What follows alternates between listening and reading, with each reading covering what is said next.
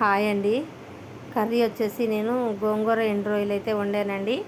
So మీలో ఎంతమందికి గోంగూర ఎండు రొయ్యలు అంటే ఇష్టమో నాకు కామెంట్ చేయండి. గోంగూరలో ఎంత ఐరన్ ఉంటుందో మీ అందరికీ తెలిసిన విషయమే. మరి రొయ్యలు మాత్రం చాలా బాగుంటుందండి. గోంగూర ఎండు రొయ్యలు రొయ్యలు టమాటాల్లో వేసినా బాగుంటుందండి, దోసకాయలో వేసినా ఇంకా చాలా బాగుంటుంది. సో మీకు ఏది ఇష్టమో నాకు కామెంట్ సెక్షన్లో తెలియజేయండి.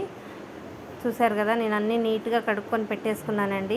మరి మా వీడియో నచ్చితే లైక్ చేయండి, మా ఛానల్ సబ్స్క్రైబ్ చేసుకొని సపోర్ట్ చేయండి. చాలామంది చూస్తున్నారు, చాలా థ్యాంక్స్. బట్ సబ్స్క్రైబ్ చేసుకోవట్లేదు. మీరు సబ్స్క్రైబ్ చేసుకుంటే నాకు కొంచెం మోటివ్గా ఉంటుందండి నేను మరిన్ని వీడియోస్ చేయడానికి. Please subscribe my channel.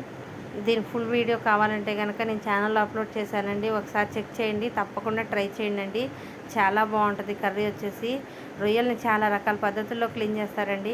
But మీరు నేను వీడియోలో చూపించిన విధంగా అయితే క్లీన్ చేసుకోండి, చాలా మంచిగా ఉంటుంది. సో రొయ్యలు కూడా ఇట్లా ఇనుప కడాయిలో వేపుకుంటే గోల్డెన్ బ్రౌన్ కలర్లో మంచిగా ఎగుతాయండి. కర్రీ కూడా చాలా కలర్ఫుల్గా ఉంది, టేస్ట్ కూడా అట్లాగే ఉంటుంది. ప్లీజ్ ట్రై చేయండి. Thank you.